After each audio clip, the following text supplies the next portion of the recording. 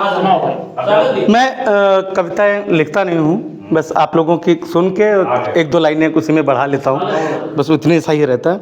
अभी बीच में एक लाइन दी थी आप मनोज दादा ने और एक दिनेश त्रिपाठी शम्स जी हैं, उन्होंने कहा था कि ये लिखना है कि भरोसा खुद पे हो तो हर सफ़र आसान होता है।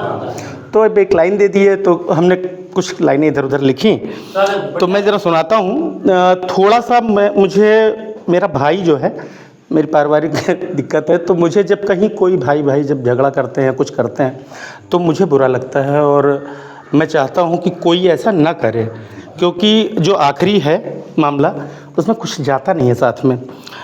मैं सुनाना चाह रहा हूँ कि हमेशा बात झगड़े में गलत इल्ज़ाम होता है। चलिए आप लोग जांच दीजिएगा मेरी कॉपी, जो नंबर देना हो।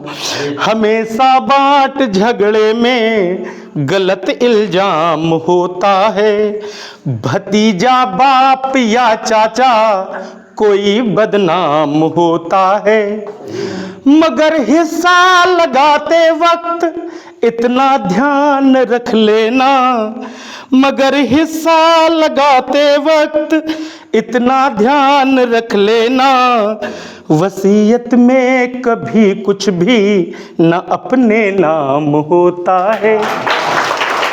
जब आप वसीयत लिखोगे तो आप अपने नाम कुछ नहीं लिखते हो, कुछ भी नहीं लिखते हो।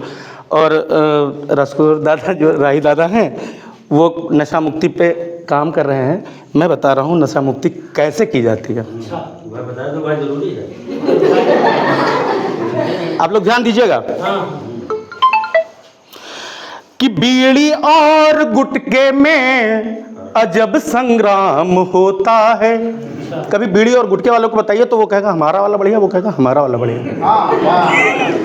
कि बीड़ी और गुटके में अजब संग्राम होता है, लगाकर एक कस सिगरेट की आराम होता है, और एक दो घूंट लेकर मंच पर चढ़कर जो भाषण दे, लगाकर एक दो घूंट लगाकर, अरे यार एक तो लगाकर, हाँ, एक दो घूंट लेकर मंच पर चढ़कर जो भाषण दे, नशा मुक्ति का तब ही तो सफल अभियान होता। यह व्यंग है, क्योंकि नशा मुक्ति में मैं आप लोगों को एक बात बताना चाहता हूँ। बच्चों, मैं चुटकुले भी सुनाता हूँ कभी कभी, तो मैं करके बताता हूँ कि एक साहब हमारे जानने वाले हैं, तो मैंने इसे पूछ लिया कि आजकल भैया दिख नहीं रहे हो, कहाँ हो?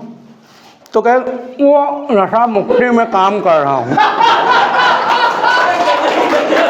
हमने कहा नशा मुक्ति में काम कर रहे हैं, मुंह में तो ये भरा हुआ है भैया पदार्थ आपके।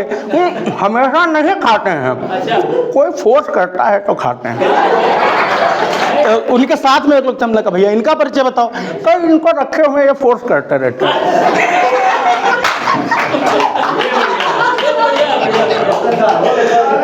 अब सुनिए कि भरोसा खुद पे हो तो किस कदर आसान होता है।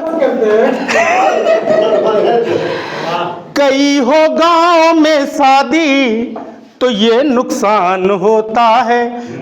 कभी ध्यान दीजिए, कई बार होता नहीं, कई सारे न्योते आ जाते हैं तो उनसे भी यही कहते हैं हम लोग कि भैया वहाँ खा के आए हैं, उनसे भी कहते हैं खा के आए हैं। मनोज दादा जैसे फिर 3 बजे तक भूखे ही रहते हैं। कि कई हो गांव में शादी तो ये नुकसान होता है, सदा भूखा कई घर का यहाँ मेहमान होता है।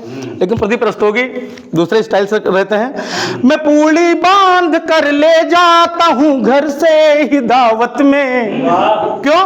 भरोसा खुद पे हो तो हर सफर आसान होता है।